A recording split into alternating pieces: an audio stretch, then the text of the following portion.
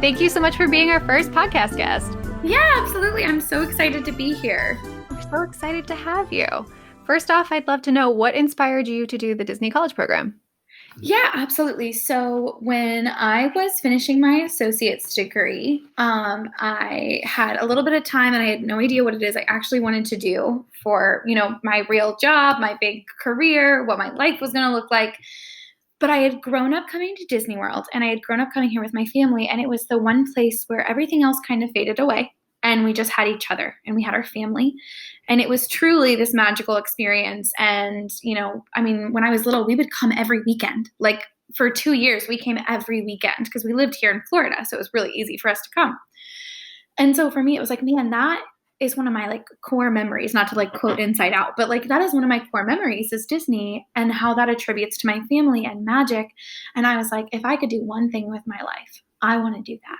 And I want to make magic for other people. So I found out about the college program, the Disney College program, in between finishing my associates and starting at UCF, which is actually in Orlando, where Disney is.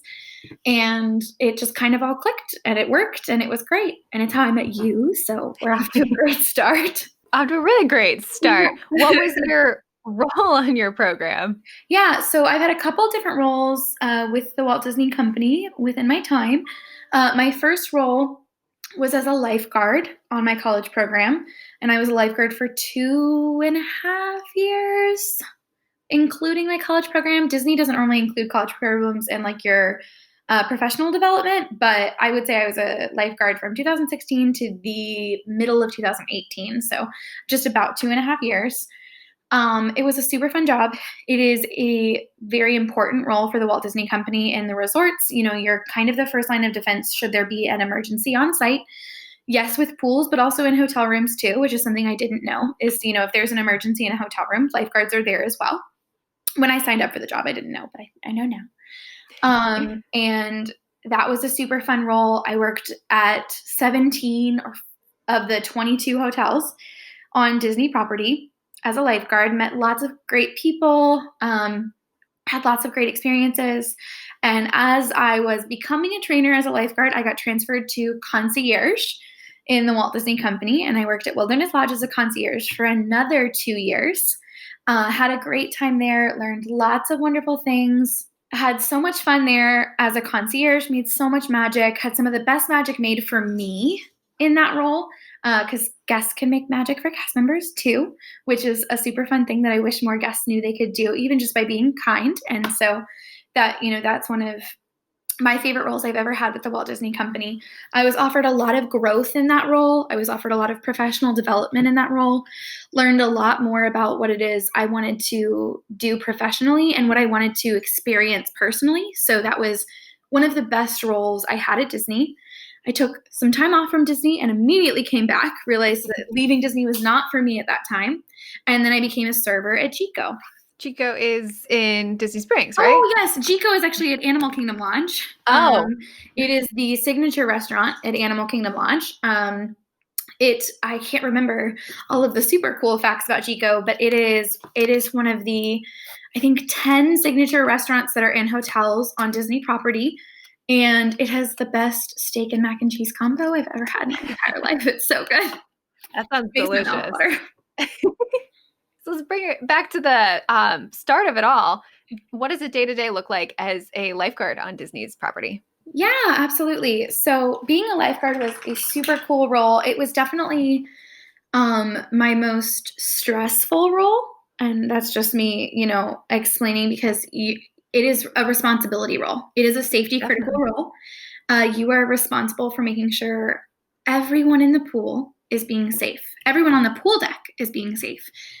Pool decks are slippery. Pools can be dangerous if you don't know how to swim. So lifeguarding day to day was a lot of reassurance training. Disney was fantastic at training. Disney is by far the best company for training modules I've ever experienced in my professional career. And I genuinely, because they want you to feel good in your position. They want you to know this position and they want you to know the job. We were trained by Ellis Lifeguard Company. in how to be a lifeguard. We learned techniques on how to scan water, how to look through water, which I didn't even know was a thing until you start doing it. And you're like, oh my gosh, that is so true. Like, this is me like looking through water right now. Like, that is so different than like you're just glancing at a pool versus being a lifeguard and you're responsible for this portion of water, if not the whole pool. So anywhere in your day to day could be, you come to work at like 7 a.m. You make sure all the trauma bags are acceptable and ready. So you're making sure that, the AED, which is like a heart starting machine. You're making sure that is operational. You're making sure that we have all the equipment we need in this bag. If we need to get up and go somewhere, we have a trauma bag and we're ready to go, and we're ready to go save some lives. And you probably check anywhere from like 4 to 20 of those in the morning. And then you test the slide, which was my favorite part of being a lifeguard, is you got to like walk up the slide, which you're not supposed to do, but lifeguards get to do it on Disney property. And you make sure that the slide is safe and that there's no like sticks or twigs or anything that might hurt somebody stuck in between the cracks of the connections for the pool slides. And then you get to slide back down the slide to make sure that there's enough water to push other guests and our friendly little guests down the slide. And then you open the pool and everyone can come swim. And then at the end of the day, you kind of do the same thing in reverse. You make sure that the slide is good and that nothing was ruined, throughout the day, that nothing came loose or nothing had a crack in it, anything like that. You check the trauma bags again, refill anything that might need to be refilled on stand. So like we kept sunscreen on stand, we kept rubber duckies on stand, we gave vests. Just some locations, not all locations, but that was part of our job. And then sometimes we would have in-service training, which was training specifically to practice the skills that you had learned in your Ellis training, to make sure that we knew the perfect way to do compressions, the perfect way to provide CPR, the perfect way to provide the Heimlich maneuver. So again, these very safety critical things that Disney did a fantastic job. I cannot speak highly enough on what a fantastic job they did in making sure we knew what to do in case of an emergency and how to respond in case of an emergency. So that was the day-to-day as a lifeguard. The training sounds really like well thought out and thorough and intense in a way of just immersing you in what to do in any sort of chaotic experience. Yeah, it was. And it felt, we had cast members, because as you became a trainer for lifeguarding, you were teaching these ISTs, you were teaching these things. And so you would have cast members that were like, this was really intense. And I was like, let's break it down. Like, Disney has given us time. Like, let's break it down. Let's talk about it. This doesn't need to be intense. Yes, this is critical. And yes, this is super important, but this doesn't have to be scary. Like, we're trained for this. That's the good thing, is that Disney lifeguards, we are trained for this. We can do this. And so that was the best part, I think, for me, as far as Disney's training for lifeguards, is they gave us the opportunity. They gave us the chance to be prepared and to feel secure in, if we had to save lives, which I had to save several, you're ready to go. You're ready to do it. And you can do it, and you can do it well, and you can do it without being scared or feeling like it's overwhelming. And that's awesome. That really is amazing. Yeah. What would you say is your favorite fun fact that you learned from your Ellis training? Fun fact, or like just interesting fact?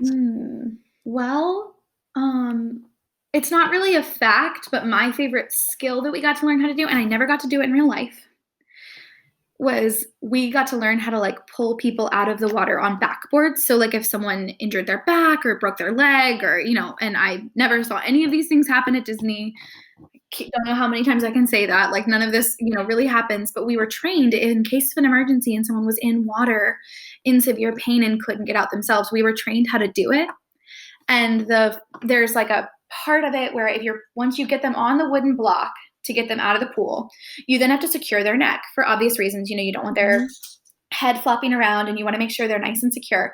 And so we would put these 2 blocks on the side of their face. And as we would strap their head with the block strap, we would touch them and we would say Simba, like it looked like you were doing the Simba move from the beginning of The Lion King. And I can remember one time we did it in an IST, like in a late night training to go over skills. And I did it to someone who had not heard that in their training in Ellis because they had a new set of trainers come in. And she was like, what on earth did you just do? And I was like, I'm so sorry. I thought this was like a Disney-wide thing. It is still a Disney-wide thing. So it was cracking me up.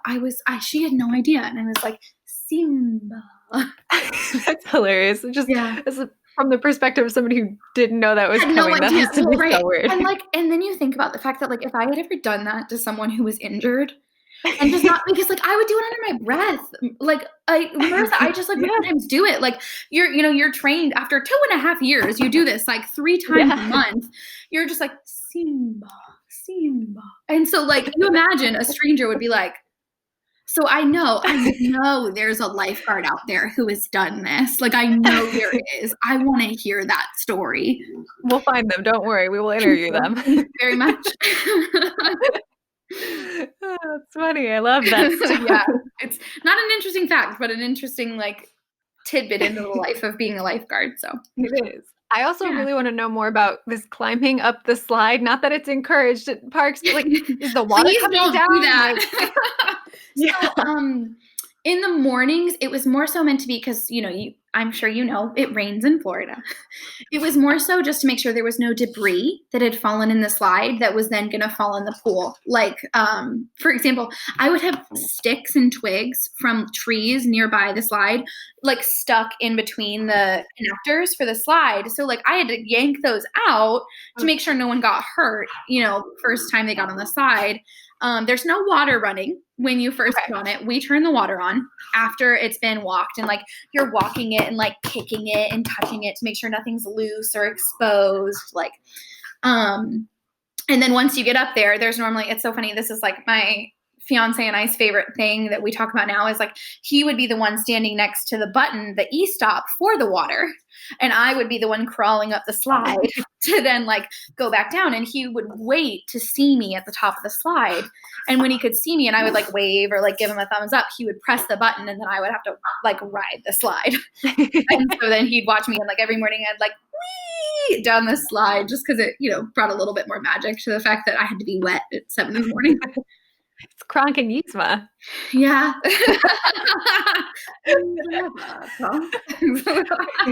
That would have been amazing if you guys did. Oh my gosh, could you even imagine? A little more magic in the morning. Yeah. He's a I have to have coffee before I'm funny kind of guy, and I would never let us stop to get coffee before we went to work. So he was not his comedic self until about 10:30. That's fair. Yeah. So next up, you worked in Concierge. What does a day-to-day look like as a concierge employee? Yeah. Cast member. Yeah. So Concierge was a super cool role as well. Like I said, definitely more professional based. I personally think it's like the best of both worlds because you kind of get to be involved in the parks as far as like I'm booking tickets for everybody. I'm booking fast passes for everybody. So I get to be in the really fun part of working in the parks where like I'm helping you book your vacation basically. But I also got to be in the really like comfortable side of being in hotels because I was in a hotel and it's just, I was in the hotel doing my job. Air conditioning. Right, in the air conditioning. We did have to stand and my costume was horrible and I am allowed to say that now. It was an awful costume. I couldn't stand it. I looked like Anne of Green Gables for 2 years. But the job, you'd come in. I worked in the club levels as well. So that was a little different as far as like front desk concierge and club level concierge were different jobs almost completely. But I could do anything all day from making fast passes, booking hotel reservations, booking park reservations, tickets, selling, magical dining, selling boat excursions, some of our boat parades, selling fishing excursions, which Disney has lots of fishing excursions, booking golf tee times. I mean, my day was literally any and everything that they wanted to do on Disney and off Disney property. We booked, we made it possible. I sold Universal tickets a couple of times and it was the same thing they could have done on their computer or on their phone upstairs, but it was just easier to trust the Disney concierge. So we did it for them. Mm-hmm. We took their credit card, we emailed them their tickets and we were done. That was it. That was the whole day.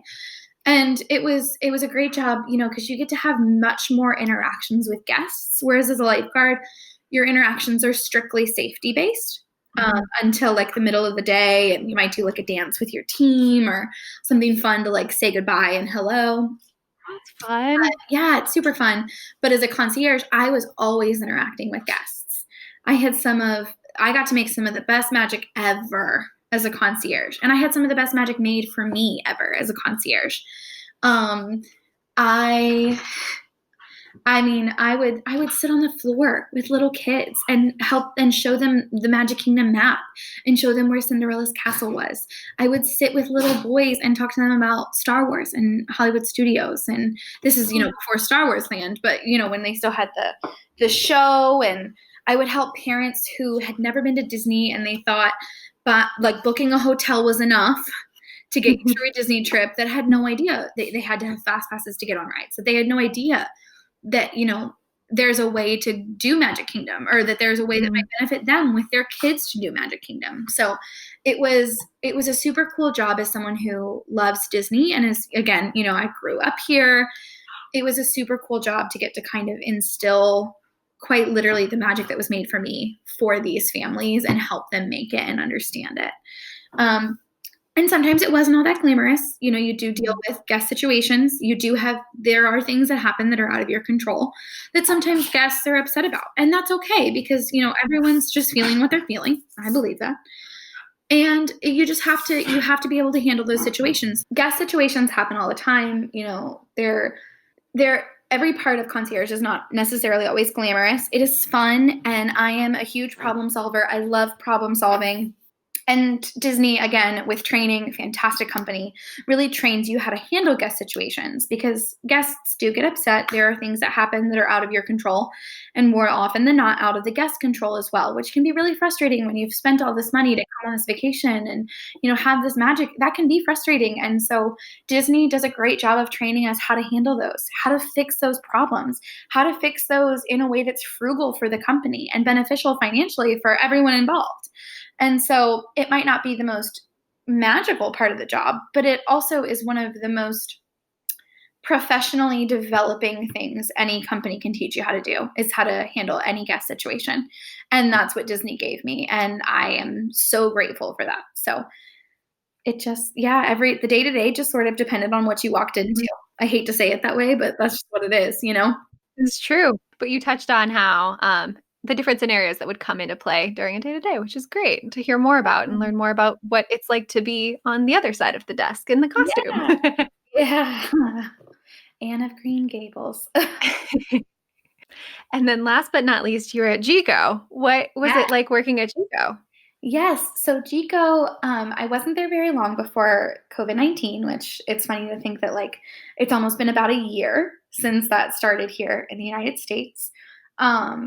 I was probably with GECO for about a month and a half before we were I was probably there about a month and a half on my own before COVID hit, but I probably worked there 2.5 months, including training, because again, Disney does a fantastic job of training. And in restaurants, there's lots more training that's necessary as far as menu, guest service, safety hazards. And GECO actually has a kitchen that you can view and you can actually sit at to eat at, where they cook some of the smaller dishes. And it's super cool. So you have to learn how that kitchen works, and you have to learn how the big kitchen works, and you have to learn about all of the wines at GECO. GECO has the most African wines actually in the United States. Oh my goodness. Right. So, and actually, I don't know if you know this, but Animal Kingdom Lodge is the largest museum of African history artifacts in the world outside of Africa. Whoa, so I did not know that. Right. In every other country besides Africa, we are the largest museum for historical African historic facts. We're the largest museum for that. So that's super cool. Wow. Yeah, it's super, super neat. So you have to learn all about DACL and Disney's Animal Kingdom Lodge. We all call it DACL. You have to learn about, the history of this location. You have to learn about, it's funny, you have to learn a little bit about animal safety, not a whole bunch, but you do have to learn, because there are live animals at that hotel. So you do have to learn about the giraffes and the zebras and sort of take orientation for all of that, which takes time. And then being a server there was just so much fun because I love wine. I'm a huge connoisseur of wine, and Africa actually has some of the best white wines in the world. I genuinely believe that some of the best white wines you can have, and they're all fantastic. And we serve them all at Chico. So doing wine tastings was my favorite part about working at Chico. Again, the guests are there to eat. And I truly believe being a server is just trying to like make people happy through food. And if I can do anything, I can make people happy through food. So it was an extremely easy job as far as what my skill set is and what my personality is. Being a server at Disney, is obviously a very frugal position. It's a position that offers a lot more money than being a concierge or a lifeguard. And at the time, that was really what I was looking for. And getting to stay with Disney. And it was the best decision I could have made, was to come back and do this job, because I got to meet so many great servers who have been with the company for like 30 years. Wow. And they were like, no, I retired, but I came back because I just miss Disney, and this is easy and it's good money, And so it was a really fantastic place to be. As short-lived as it was wonderful. Did you have any like legendary cast members that people would come back and visit in any of the roles? Oh my people gosh, like that. yeah. We had all kinds of, especially as a concierge, we would have people come in all the time that had retired that were like, I worked here 5 years ago. And like everyone from the back office would come running out. They'd be like, oh my God, my love. And they would just give her all these hugs, and people cast members make a huge difference, and make a huge difference to cast members. So Definitely. yes, we definitely for sure did in Concierge. And then it's hard to pick your favorite child, but if you had to pick a favorite child, which favorite job, which job would be your favorite? Honestly, I want to say lifeguarding, and I know that sounds crazy considering, I was a concierge and a server. And they all have great benefits, but being a lifeguard was just so much fun. It really was. Like, yes, it was a safety critical role, but Disney made me feel safe in doing it. And Disney empowered me to keep people safe. And that was super awesome. And I got to be outside all day. Who doesn't love, getting to sunlight is so good for you. And we were, we had lots of sunscreen and UV protection, and we had umbrellas and hats. So like, I knew I was safe skin wise, but it's nice to be outside. And some of my closest friends are from when I was a lifeguard. So there's a lot of sentimentality to that. We met when I was a lifeguard. So that to me is super important. Like the experiences I had professionally and personally as a lifeguard made me who I am. And I think that was my favorite job. You meet the coolest people as a lifeguard. You really do. Do you have a favorite story that happened while you were on duty as a lifeguard? Well, there's so many. I worked at Saratoga Springs for about a year and a half out of my 2 years there. And at night, when we would close the pool, there was another lifeguard named Matt, who, when we would close the pool, we would sing to one another. And we would sing Let It Go, or, we would sing whatever we wanted. But more often than not, it was Frozen or Moana, because Moana had just come out in that year. And so that's probably one of my favorite memories of being a lifeguard. And also, this sounds terrible. He's going to hate me for this. My favorite memory is of meeting my fiance. I mean, that's the most impactful thing that happened while I was a lifeguard. I hated him when he started. He was annoying. I really did. I thought he was so rude. But within like 6 months, he wore me down, and he came to a Christmas party at my house because I was hosting a gathering for all of the college program cast members and all the lifeguards in my area that didn't have anywhere to go for Christmas. And he showed up, and he was 2 hours early to this Disney Christmas party. And I was just like, yeah, I guess come on in. And I still didn't like him. I didn't know who he was, but I knew he was invited. I knew he didn't have anywhere to go. So I invited him. And we finally got to talking, and I realized, this guy was a great guy, and we became best friends for about a year. He actually became my roommate before we started dating. He moved in with me and all my roommates and friends, because I lived in a really big apartment at the time. And then probably 4 months into him and I living together as just friends, we started dating. So That's so special. It blossomed from From annoyance to I feel like that's how the best relationships form, though. really. Yeah. That's Not you. I hysterical. didn't hate you I was first, like, did but you hate me? no, We were gonna live never. together. Like, I know. ugh. It's crazy to think about 5 years I ago. Oh my goodness. know. Literally Probably 5 6 at years. this point. Well, and oh my God. From when we started talking, it's probably closer Oh to my 6. God. It's closer to 6. Yeah. Wow. Age isn't real. We're That's old not a now. real thing. Holy moly. Wow. Okay. All right. And now that Time we've had has our moment to passed. feel old. Woo. All right. Now that we've discussed how old we are. Oh my gosh. Um, what is your favorite magical moment that either you got to create for a guest or they created for you? Oh, I have one that's kind of both. Okay. And it's a little sad at the beginning, so like bear with me. My sister, you know this, my sister, when I started my college program, actually we found out she had anemia, which is a type of cancer in her bones. She was the first female and the first person under 40 to be found with this disease. So like lots of scary tests, lots of crazy experiences that whole year.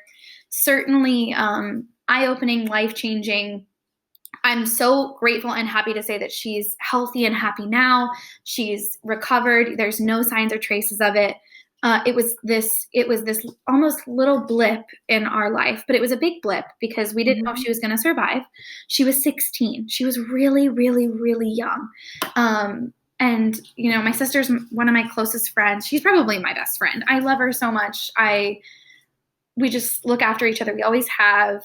And so that was a huge deal. And like, I mean, she had to have so many tests done. And it was a really scary time. And now she's great and she's fantastic and she's healthy and she's actually like 21. She just turned 21 6 days ago. And she's like, she had the best time of her life. And she's just like the cutest little button because for her 21st birthday, all she wanted to do was go drink wine with my mom.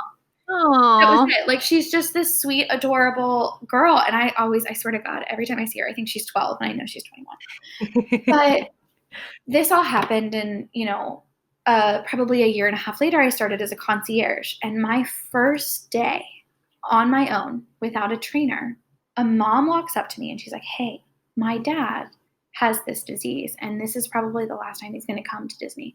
And I was like, oh, I'm so sorry. Like, what can we do? And she said, well, the disease is called anemia-blastoma.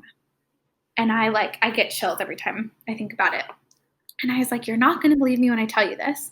Because people who are in like the blastoma circle know like it doesn't happen to anyone under 40. I was like, you're not going to believe this. My sister is actually the first female and the first person under 40 to have anemia-blastoma. And we actually just went through all these procedures to make sure she's healthy and happy.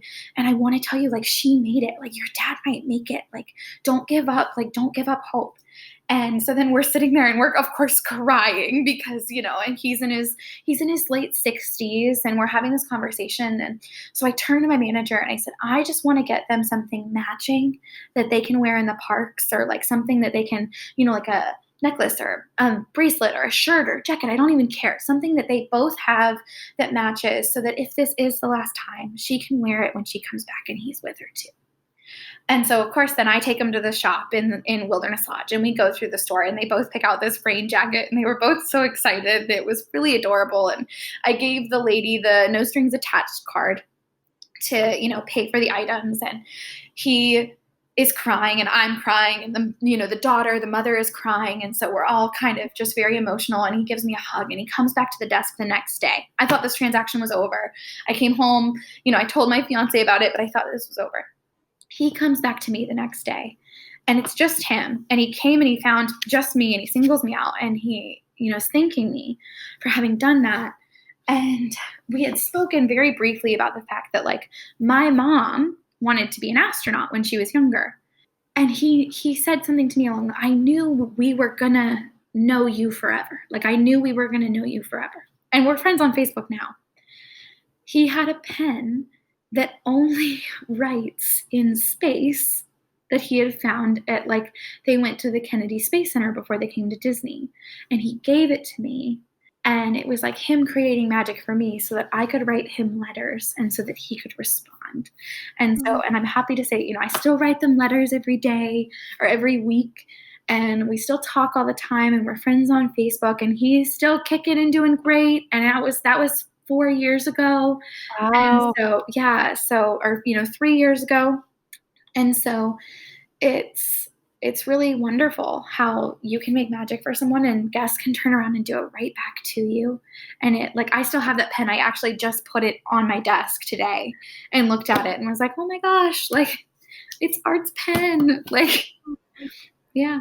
That's so special. Yeah, It's so heartwarming. It's very, very special. And there are so many moments like that, that you'll have at Disney as a cast member. I mean, my first night on my college program in the parks, they used to do like a Space Mountain or a Tomorrowland dance party at night. Do you remember that? The Tomorrowland dance party that Yes. they would do in Yeah. So it was our first night. I was with my friend Presley.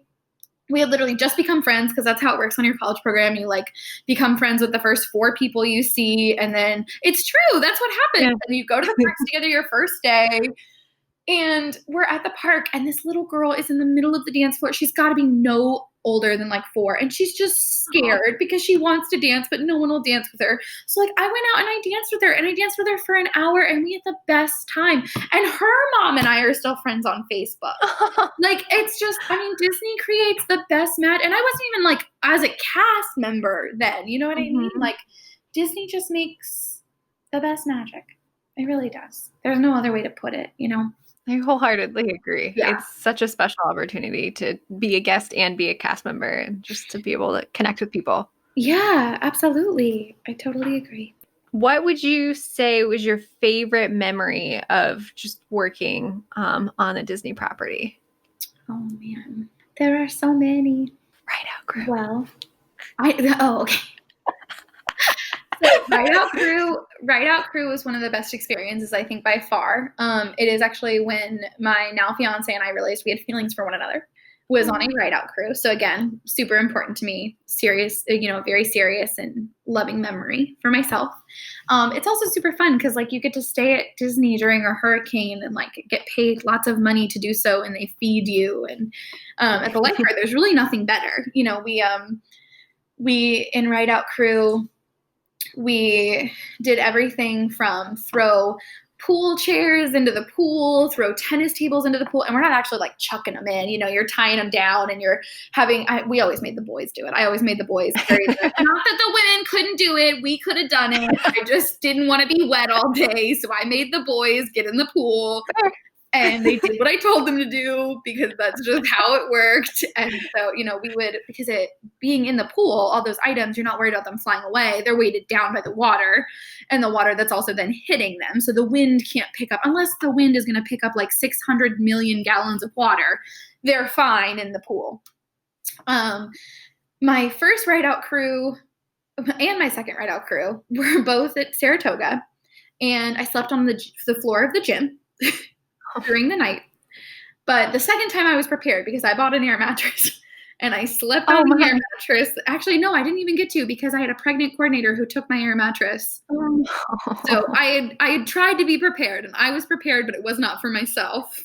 My second Ride Out. And honestly, it was so fun though, because you're with all your friends, who are lifeguards as well.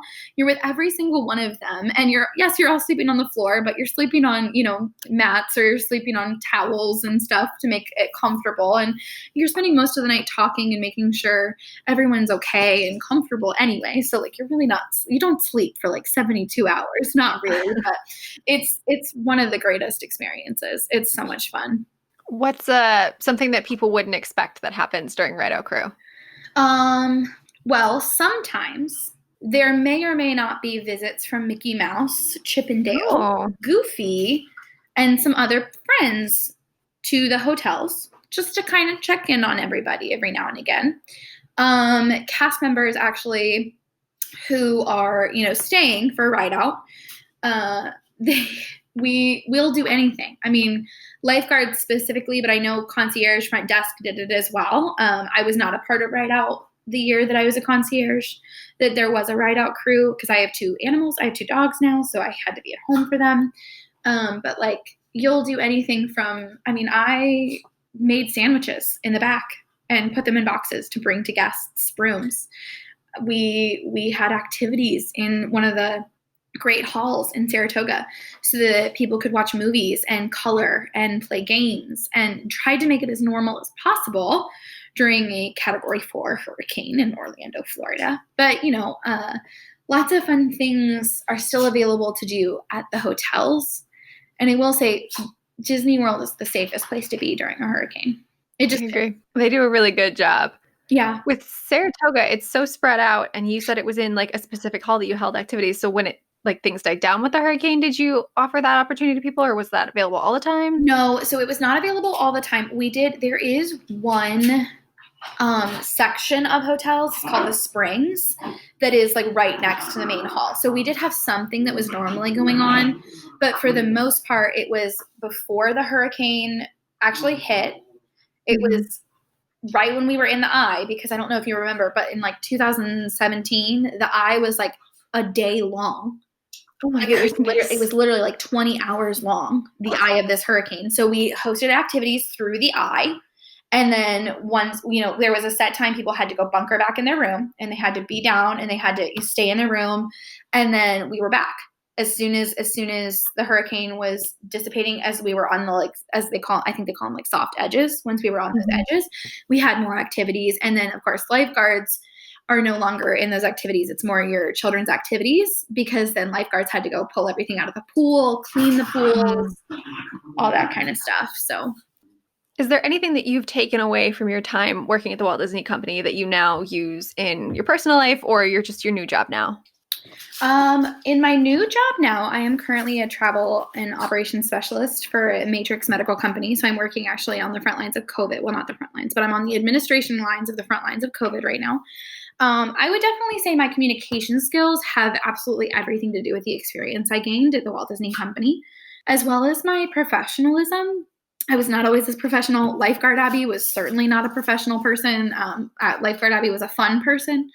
So all of my professionalism really stemmed from my concierge learning. It's made me the leader that I am today, which is super beneficial and super helpful for me. So I would say those two things, but there are so many things I've taken away from Disney. I mean, my best friends I met or cultivated relationships with at Disney. If someone had told me 6 years ago that I would be sitting here starting a podcast, being the first interviewee on a podcast with someone I didn't know that would turn into my best friend, and I would have traveled all over the United States with, I would have laughed in their face. I mean, we've been to Boston, New York, and California together at this point. I went to California with you, but at least Boston, New York, and you live there now. And you'll come to California eventually once COVID's done. Once COVID's over, right? And I get my vaccine, and you get yours, and everyone's safe. And I would never would have believed that Disney would have given me. I mean, I have friends in New Zealand, Spain, Australia, France. Some of the most. I mean, my fiance is from my time at Disney. He's the love of my life. My roommate, who now lives in Ireland, I gained from Disney. The amount of influence that Disney has had on who I am and who I want to be, it's unmeasurable. I mean, it just is. Even on just a personal, if you remove the brand, the Disney, if you remove the parks, if you remove all of the entertainment, all of that stuff, what's left is still this really beautiful connection to humanity. This really beautiful connection to other people. And it's a connection to people that want joy and they want magic. And that's the best thing I think anyone can take away from this life at all is just, that magic and connection and humanity are above all else. And so, I mean, it's just, Disney has given me everything. It's really special. I'm really grateful that Disney's given us our friendship. I know. I can't, you said 6 years, and I was I can't believe it. I know you're right. But while we're here, I'll just tell you, I'm so proud of you for what you're doing, and the fact that you're starting this podcast and that you're doing something that's scary but fun and super cool. I mean, this is so cool and so exciting. And this is going to make a difference. If anything, it's already made a difference for me to know someone wanted to hear this side of Disney, because this isn't the glamorous side. This isn't I was friends with a character. It wasn't that I was, it wasn't that I was in a parade. It wasn't that I was a singer. I wasn't a dancer. I wasn't selling popcorn in Magic Kingdom. I was a lifeguard. I mean, I was this or that. And so this makes a difference. And this is super cool. And this is awesome. And I'm so proud of you for doing it. And I'm so proud of the growth you've had in the 6 years that like we've watched each other grow up. And I mean, we've watched each other grow Yeah. up these past, like, we can laugh about it, but like, can you I imagine? was just laughing at 6 years. I know. It's crazy to me. Can you imagine us 6 years ago if we looked at each other and said, this is what your life's going to look like? And like, this is who's going to be one of the most important people to you ever. And like, it's so awesome. It's so cool. So I'm very proud of you. Thank you. I appreciate that. Yeah. Do you have any advice for anybody who wants to go on to work for the company and get great friendships that we have created? Yeah. So I will say right now is a tough time to try and join the company. Yes. And that's just from a pandemic standpoint. Before this, and I feel once, Disney has kind of regrouped and restructured and recuperated, the best advice I can give is to just be yourself. And I know that sounds so silly, but just go into an interview being fully transparent in what it is you're looking for, especially on the college program, because as much as I loved being a lifeguard, it wasn't what I wanted. And I feel like if I had told them like, hey, I don't want to do this, I don't think I would have. I'm so glad I did. I'm so grateful I did. It's made me who I am once again. But I feel like if you're honest and you tell them, this is what I want, and you show them that sparkle inside of you, you're going to get it, like it's going to happen for you. So I know it's cheesy and cliche, but just, be willing to be yourself in front of someone who has a more professional role than you and watch how well it plays out for you. That's really good advice. Thanks. Well, now it's time for the Magical Express round. So Woo! First off, I want to know what your ideal day off is as a Disney cast member. One of my favorite things was when you and I would go to Epcot. I love going to Epcot because we would just waddle around, like eat all the food. Food, right. We would go to the French Pavilion every time and get pastries, and I loved that. Let's see. I am obsessed with Voices of Liberty. It's my favorite part of all of Disney. And so my perfect day would honestly just like from when they open at noon until when they close at 4:45. Yes, I know what time they're structured around. I would want to watch the show. I'd want to watch it as many times as I could. I believe it's 7 times in a day. Wow. I would want to watch Voices of Liberty 7 times. I'd want to have dinner at one of the restaurants in Epcot. And I know it wouldn't work this way, but I'd love to make it to Magic Kingdom by the time Happily Ever After played. And that would be my perfect Disney off day. That sounds like a really good day off. Do you have any go-to snacks that you would get on your Disney day off or just in general? I love the chocolate-covered pineapple that they sell at the Emporium. And I think Goofy's. We talked about it last time. Yeah, that was, I don't know why, but I love that pineapple. Is it dark chocolate covered or milk chocolate covered that you prefer? I prefer the dark. Yeah, I'm a dark chocolate gal, so. I think the dark chocolate complements the pineapple better than milk chocolate. I think it's got, like, it's bitter, so it's a bit more with the salty side of it's fine. Yeah, it's very tasty. It is really good. I wholeheartedly agree with that. What about favorite ride or attraction? My favorite ride. In what park? Any. See, Haunted Mansion is like my favorite ride. It's the most sentimental for me. So I want to say Haunted Mansion. It's a good one. Either that or It's a Small World from Disneyland Paris. That ride is fantastic. I have to check that out. I don't know what you're talking about, but I'm sure it's great. It's so pretty. I love it. Does it compare to Disneyland's? Yeah. It's a Small World? It's pretty similar. It's pretty similar. It's got the hidden Disney characters. See, they have more hidden Disney characters in Disneyland Paris. Like, I want to say triple the amount that Disneyland has. But like it is, and it's just cute and sweet, and it's in French, so it's just, it's so cute. I love that. Yeah. What about favorite show minus the Voices of Liberty? Fantasmic. Okay. I'm obsessed with Fantasmic. I think it's fantastic. What's your go-to snack to take to Fantasmic? Probably soft serve ice cream. Is there a vendor in Hollywood Studios? They're, Does it well? I think, yeah, they're, oh my God, maybe not. No, there has to be. I think in that like back part behind scoops and stuff, I'm almost positive there is. And I know that there's one in the Dinosaur in Hollywood Studios. Okay. And it's not always open, but that's a soft serve ice cream place. I also love Baseline Tap House in Hollywood Studios. It's like my favorite part of Hollywood Studios besides Fantasmic. So like if I could take the charcuterie board from Baseline to Fantasmic, that's what I would do. Disney's looking for ideas, ways to elevate Fantasmic. That would be the way to do it. Yeah, I agree. That sounds wonderful to me because, I mean, I think last time we went, we got Mickey pretzels and the very heavily poured something. I forget what it was. There's just a lot of alcohol in it. Yeah, I think it had a lot of alcohol in it, but it was very good.